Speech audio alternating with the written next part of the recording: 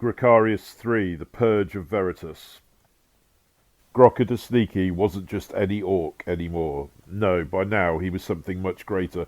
He was Grokka, the mightiest ultramarine war boss in the entire galaxy. At least that's what his warband believed.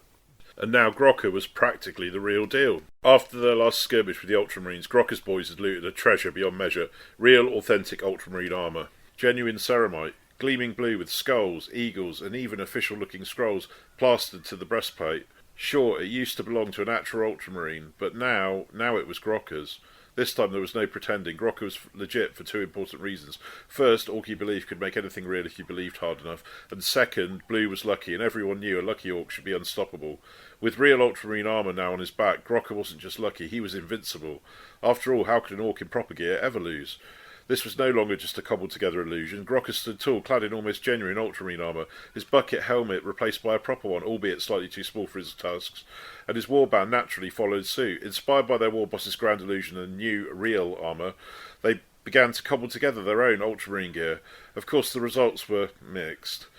Some had shoulder pads made of scrap painted blue. Others used barrels for helmets. One particularly ambitious lad strapped an entire Ultramarine banner to his back, upside down. But to Grokka's warband, they were proper Ultramarines, and to them, that made everything real. And so, they charged once more towards the Ultramarine lines, chanting, "For the Emperor!" at the top of their lungs. Grokka, at the forefront, gleaming in his new armour, swung his chopper like it was the finest bolter in the galaxy. His warband followed, clumsy in their makeshift gear, but deadly as ever, smashing through anything in their way. On the other side of the battlefield, the Ultramarines held their line. Bolters raised, disciplined and ready, they were prepared for anything. Well, anything except this. Through the smoke and the dust they saw him, Grokka. This time he looked real. Too real. One Ultramarine blinked, lowering his bolter. Is he one of ours? Veritus had never been fooled by Grokka's antics before. Every time Grokka appeared on the battlefield, the chaplain had seen right through the crude disguise, no matter how hard Grokka believed. But this time, with Grokka's near-genuine armour and the backing of a warband who were fully invested in the delusion, something was different. Grokka's belief had reached a critical mass, bending the truth just enough to make Veritus falter. And because they believed so hard, reality once again bent to accommodate their orky madness. For the first time, even Chaplain Veritus began to doubt his senses. He narrowed his eyes behind his skull-faced helmet, gripping his Crozius tightly. "No, but he wears our armour," he muttered, doubt creeping into his mind. The battlefield thundered as Grokka's mob hit the Ultramarine lines, crashing into them with all the force of a warg. But this time, something was different. The Ultramarines hesitated. Grokka's belief, now backed up by real armour and his warband, was so powerful that even Veritus faltered. "Brother," Veritus shouted over the din of battle, stepping forward. "Why do you attack your own kind? Why do you fight with these Xenos?" For a moment everything stopped. Grokka paused mid-chop, staring at Veritus. His boys, seeing him hesitate, stopped too, mid-swing, mid-roar, mid-crump. Grokka's mind, not used to deep thoughts, whirred into action. Three things became blindingly apparent at that point. One, Veritus had just called him brother. And if Veritus had called him brother, that meant he was a true Ultramarine. Two, a heretic wouldn't call him brother. Veritus wasn't a heretic after all. In fact, Veritus might be one of the good guys. Three, his warband wasn't behaving like Ultramarines. They were smashing and crumping other Ultramarines, which wasn't proper Ultramarine behaviour at all. What would the Emperor think? Now, Grokka didn't know much about the Emperor, but the Ultramarines seemed to think he was important. Really important. And Grokka knew, from the way they shouted his name in every battle, that he had to be the biggest, strongest war boss in the entire galaxy. That meant the Emperor wouldn't be pleased with this kind of thing. No proper Ultramarine would crump another Ultramarine in front of the galaxy's greatest war boss. "This is wrong. We shouldn't be crumping other Ultramarines." The boys looked at each other in confusion, their crude helmets wobbling. One particularly runty git piped up. "But boss, we's the best Ultramarines." Grokka gave him a stern look, and with a quick swipe clipped him round the ear. "Don't be daft, you git," he barked. "Ultramarines don't crump other Ultramarines, and the Emperor wouldn't be happy."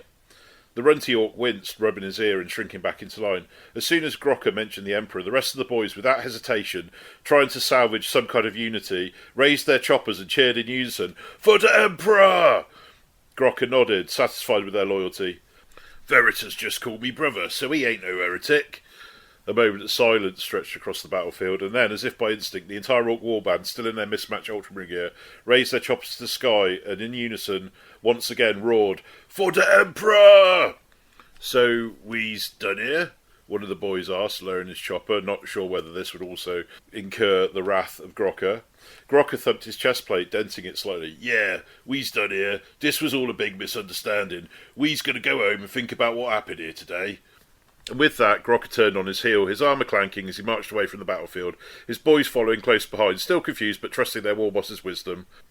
Chaplain Veritus, standing amidst the chaos, lowered his crozius and watched the orcs retreat, too bewildered to speak.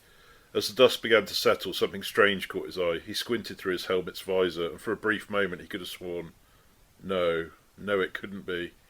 But there, among the retreating orcs, Veritus was sure he saw several figures in what looked like ultramarine armour.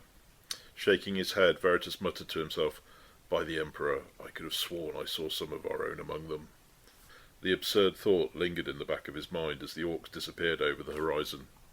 The other ultramarines, too bewildered by what had just happened, watched them leave.